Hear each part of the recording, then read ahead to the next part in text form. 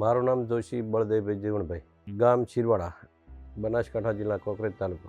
મને સાહેબ એ વખતે તકલીફ લોહી પડતું, પેટમાં બળતર ખૂબ રહેતી, કોલેટમાં લોહી પડતું, ઉબકા આવતા, અમુક ટાઈમે એવા પણ પ્રશ્નો બને કે આખું શરીર આમ પકડાઈ જાય તૂટતું, એવું બધું થતું વારંવાર.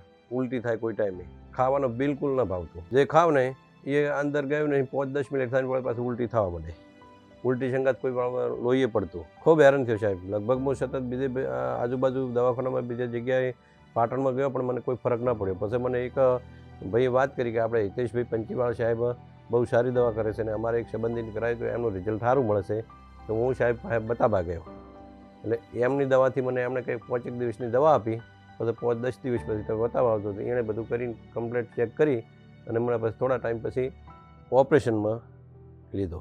ઓપરેશન નોના ઓતડાનું. એમની દવાને એમની ટ્રીટમેન્ટ થયા પછી એમણે ઓપરેશન કર્યા પછી મને એમણે 15 દિવસની દવા આપી હતી અને 15 દિવસ પછી બતાવવા ગયો પછી કંઈ 5 દિવસની દવા આપી હતી. પછી આજ સુધી મને લગભગ 8 થી 10 વર્ષ જેવું થવા આવ્યું પણ કોઈ પણ મારે ટેબ્લેટ લેવી પડી નથી આજ દિવસ સુધી. એમનું એકદમ 100% રિઝલ્ટ અને 1 નંબરનું અને પ્રમાણિક માણસ. હું એવો ટેન્શનમાં આવી ગયેલો હતો, મારા આ થોડુંક કુટુંબિક એવા આવી ગયેલા હતા ને પ્રશ્નો, એટલે ભાઈને મને ખબર પડવા દીધી નથી શું તકલીફ હતી. કે આ તો પાછળથી ધીરે ધીરે મને 5-6 વર્ષથી જ ખબર પડી હતી. ઝાડામાં લોહી પડતું હોય, ઉલટી થતી હોય, કોઈ ઓતેડાના પ્રોબ્લેમ હોય તો હિતેશભાઈ પંચીવાળા સાહેબને બતાવવું.